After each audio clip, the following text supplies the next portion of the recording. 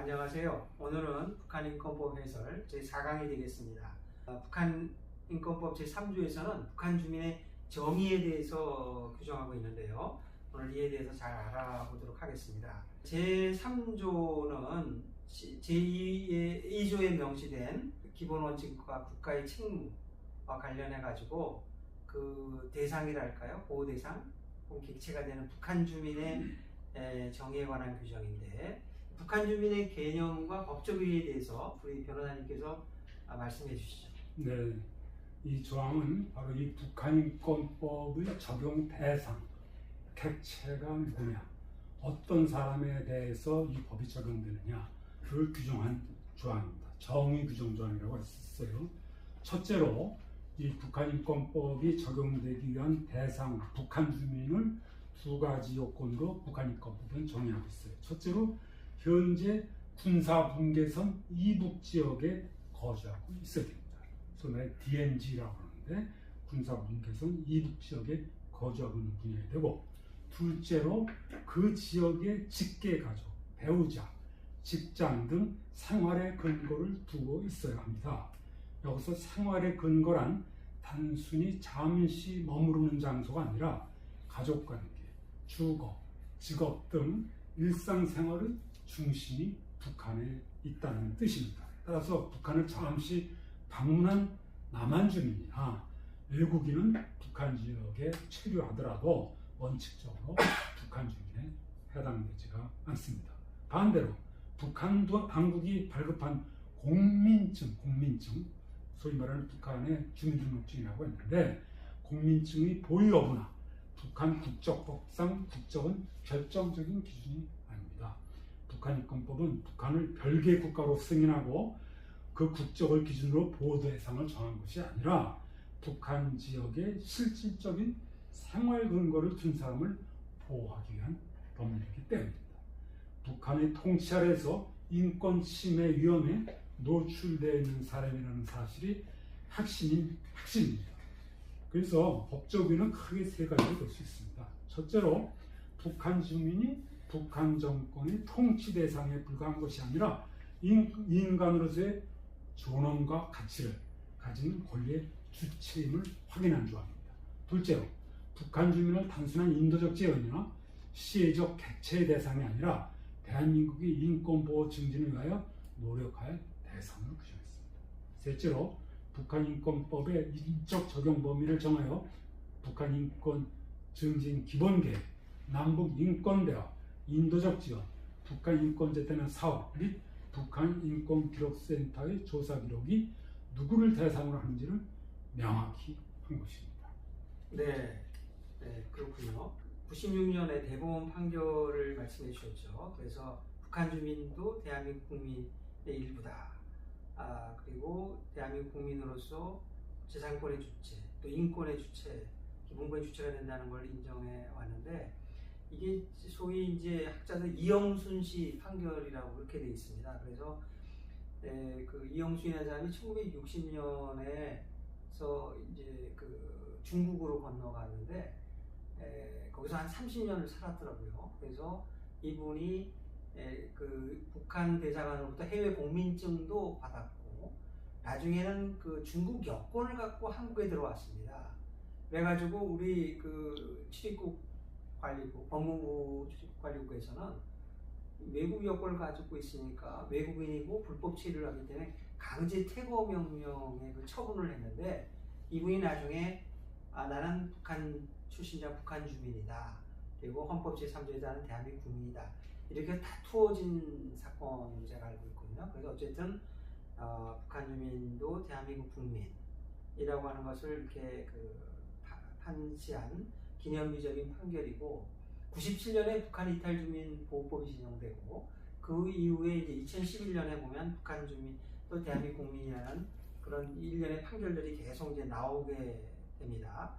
그런데 북한인권법에서는 앞에서 강좌에서도 보면은 우리 김 변호사님께서 말씀해 주셨는데, 북한 주민의 인권을 위해서 보호 증진을 위해 노력해야 된다라고 규정하고 한 것은 일종의 그 통치권이 미치는 현실적 한계를 반영한 입법의 타협이다. 뭐 현실적으로 그렇다 하더라도 우리 헌법의 정신에 맞게 국가는 북한 주민의 인권을 보호 증진해야 한다는 의무 규정으로 단지 노력 의무만은 미흡하다. 이렇게 보시는 것 같습니다. 그 이유를 좀 간단하게 설명해 주시죠. 네, 역시 그 헌법 제3조입니다. 아까 이영순 판결을 말씀하셨는데 그게 이제 96년 11월 10일 96로 1220일 그야말로 기념비적인 판결입니다.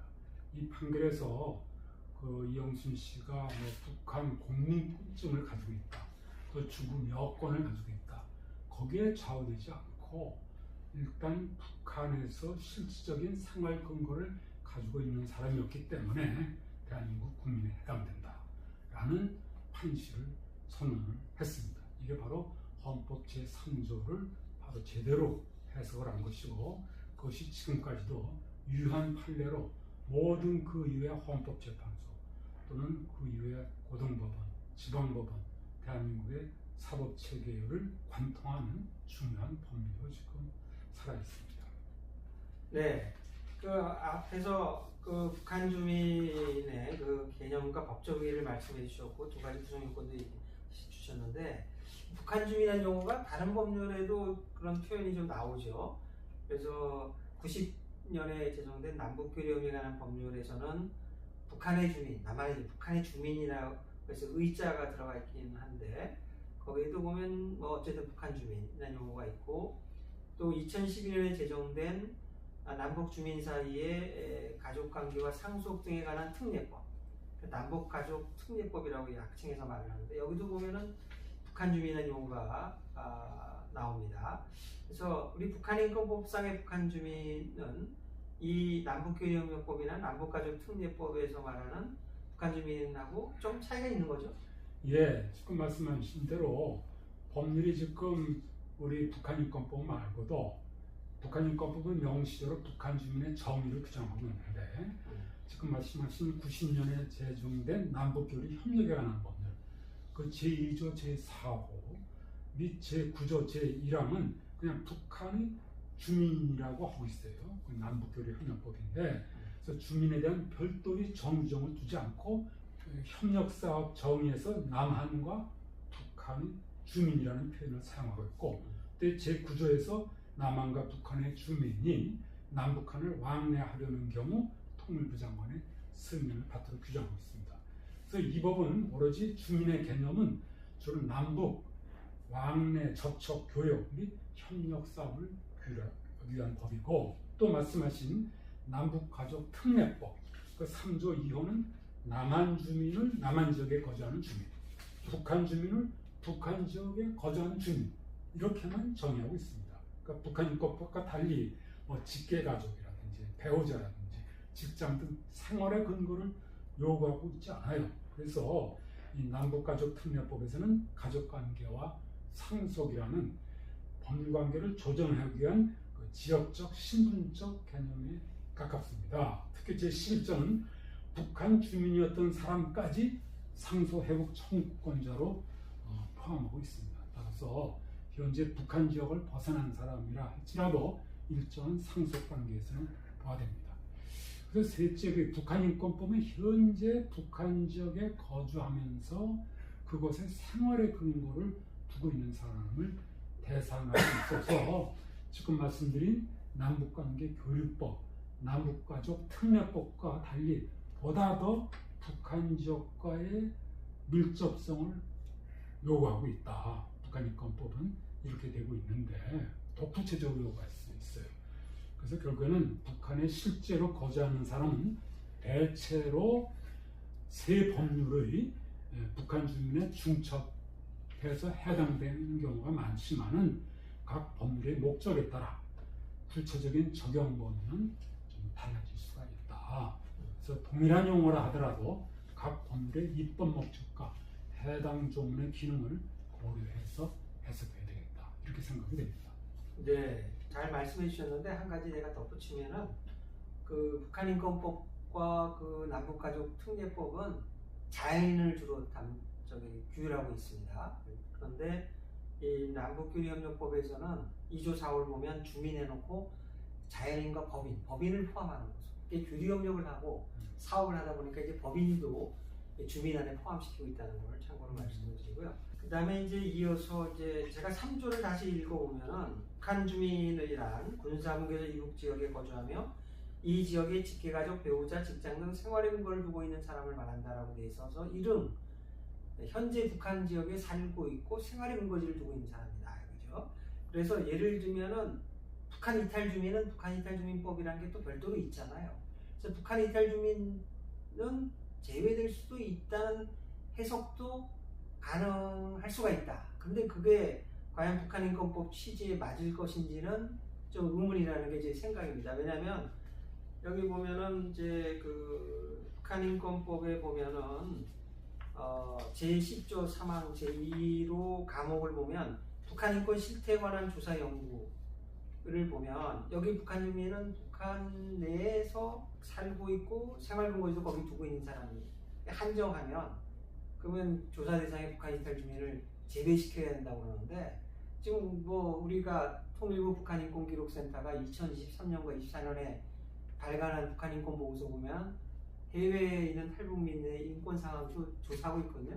그러니까 이게 이 법과 약간의 충돌도 있지만 좀 더 넓게 해석하는 것이 현실이 아닌가라고 하는 겁니다. 그래서 또 남북 인권 대화의 대상도 북한에 살고 있는 지역 주민에 관되면 그 남북 인권 대화에서 해외 북한 이탈 주민 강제 북송당하는 사람에 대해서는 그 사람들의 인권 개선을 위해서 남북 인권 대화에서 이걸 다룰 수 없다는 해석도 가능한데 이게 북한 인권 취지에 맞는지 이런 의문이거든요. 그래서 이거에 대해서 우리 변호사님의 고견을 좀 말씀해 주시면 감사하겠습니다. 네, 그 북한인권법 제3조를 엄격하게 물리적으로만 해석하면 북한을 벗어나 중국이나 러시아 등 제3국에 체류하는 북한 이탈 주민은 현재 군사분계선 이북 지역에 거주하거나 실적인 생활 근거를 가지고 있지 않으므로 북한 주민에 해당하지 않는다라는 결론에 이를 수 있습니다. 그러나 저는 그러한 해석은 이 문헌 취지에도 법의 목적에도 헌법 정신에도 반드시 맞지 않는다 이렇게 저는 생각을 하고 있어요. 그러니까 제3국에 체류하면서 강제 송환의 위험에 노출되어 있는 북한 이탈 주민은 목적론적 또 헌법 합치적 해석에 의해서 북한인권법의 보호 대상에 포함되어야 되지 않느냐 이렇게 해석을 하고 있습니다. 그 근거를 차례로 더 말씀을 드리면 첫째, 문헌 자체가 이러한 해석을 허용한다 이렇게 생각하고 있어요. 목적론적 해석도 문헌의 가능한 의미 범위를 벗어날 수 없으므로 먼저 문헌을 살펴야 됩니다. 제3조는 북한 주민을 군사분계선 이북 지역에 거주하며 이 지역의 직계가족, 배우자, 직장 등 생활의 근거를 두고 있는 사람이라고 정의합니다. 이 정의의 핵심 요지는 현재의 물리적 소재가 아니라 생활의 근거입니다. 조문이 거주 요건에 근거하지 않고 그치지 않고 직계가족, 배우자, 직장이라는 생활 근거 표지를 굳이 병렬한 것은 북한과의 생활상 결합관계를 기준으로 보호 대상을 확정하려는 취지다. 그런데 중국, 러시아에서 신분을 숨긴 채 은신하는 북한 이탈 주민은 그 체류국의 합법적 지위도 새로운 생활의 근거도 마련하지 못한 사람입니다. 직계가족과 주거의 생활관계는 여전히 북한에 있고 체류국에서의 존재는 언제든 체포 송환될 수 있는 잠정적 불안정한 상태에 불과합니다. 이러한 사람을 두고 북한에서의 거주와 생활의 근거가 전국적으로 단정되었다고 보는 것은 좀 무리가 아니냐 이렇게 생각이 되고, 은신 도피는 거주의 포기가 아니라 거주의 강제적 중단입니다. 이들은 문헌의 가능한 의미 안에서 여전히 북한의 생활의 근거를 둔 사람이라고 해석할 수 있지 않을까 이렇게 생각이 되고, 둘째로 보다 중요한 것은 침해의 주체와 원인이 북한에 있습니다. 이는 본질적으로 북한 인권 문제입니다. 제3국 체류 북한 이탈 주민이 처한 위험의 근거를 우리는 봐야 된다. 이분들의 탈북행위 자체를 범죄로 처벌하는 것은 북한형법이고, 송환된 사람을 기다리는 도문, 자의적 구금, 강제 노동, 처형은 북한 당국의 행위이며, 체류국 공안에 대한 추적, 송환 요구도 북한 정권에서 나옵니다. 즉 이들이 외국 땅에서 겪는 위험은 북한 정권의 인권 침해가 국경을 넘어 추급해 쫓아오는 것이지 북한과 무관하게 제3국에서 새로 발생하는 문제는 아니다. 그래서 체류국의 강제 송환, 반의도 범죄를 방조하는 행위일 뿐 침해의 본체는 어디까지나 북한에 있다, 이렇게 보고 있습니다. 그래서 침해의 주체, 원인, 규결이 모두 북한을 향해 있는 사람을 북한 밖에 있다는 이유만으로 북한인권법의 사정거리 밖에 그런 해석은 법제 1조가 선언하는 북한 주민의 인권보호 및 정신이라는 입법 목적을 스스로 좁히는 것이다.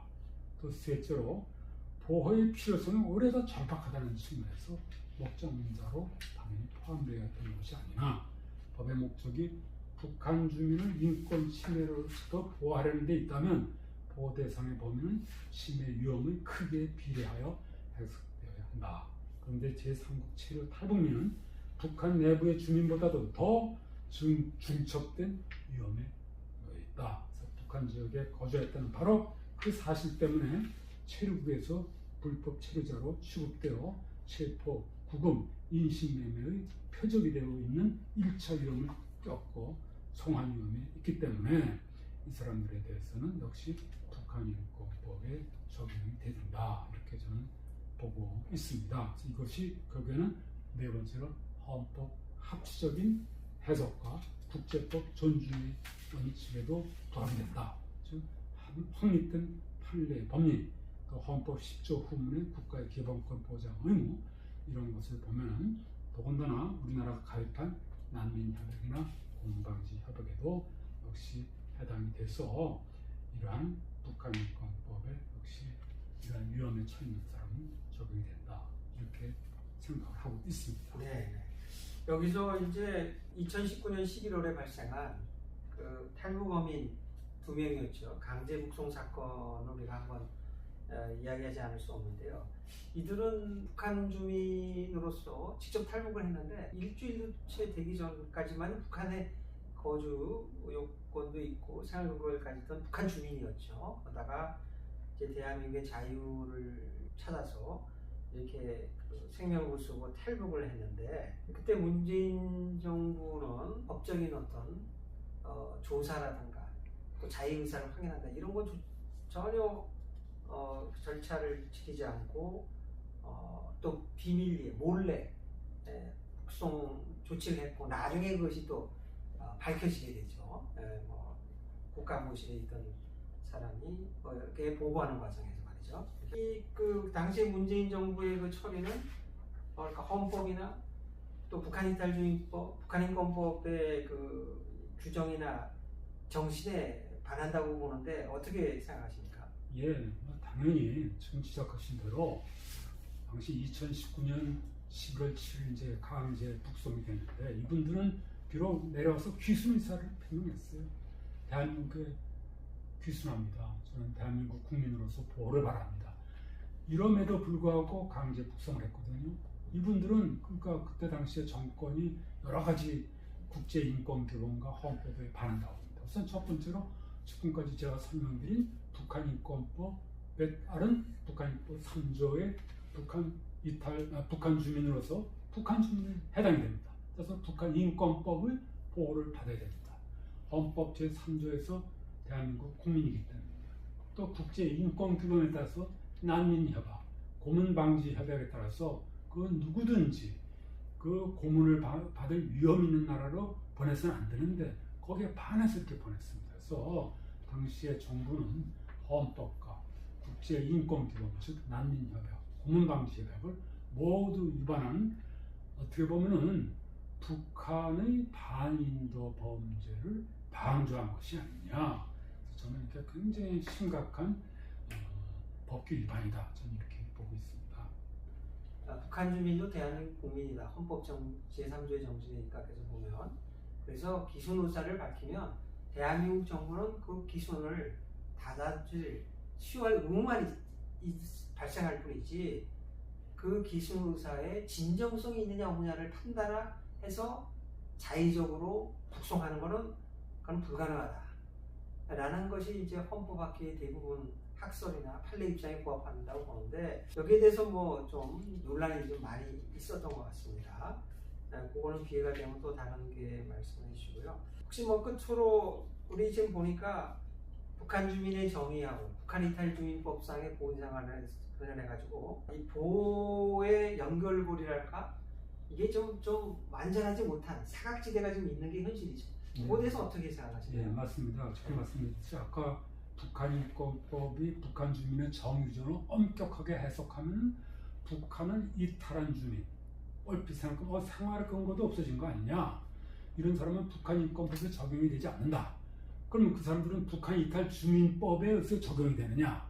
근데 북한 이탈 주민법이 4조 2항이 좀 막연하게 되어 있어요. 대한민국이 외국에 체류하는 북한 이탈 주민의 보호 지원 등을 위하여 외교적 노력을 다해야 한다.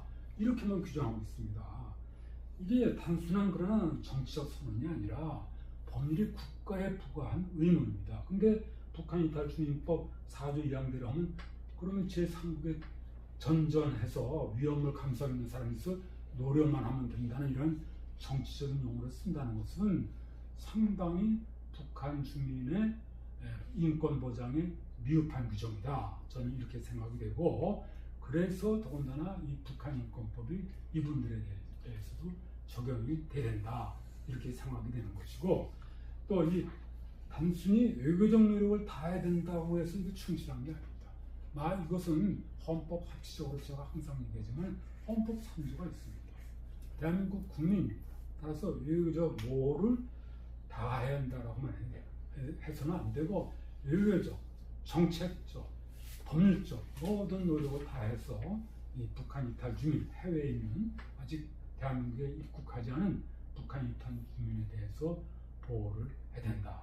저는 이렇게 보고 있습니다. 네, 감사합니다. 이 북한 주민의 정의가 간단하고 쉬운 것 같은데 이게 또 좀 사각지대가 있을 수가 있고 그래서 우리가 앞으로 입법적인 어떤 개선 노력도 해야 되지 않을까. 사각지대가 없도록 말이죠.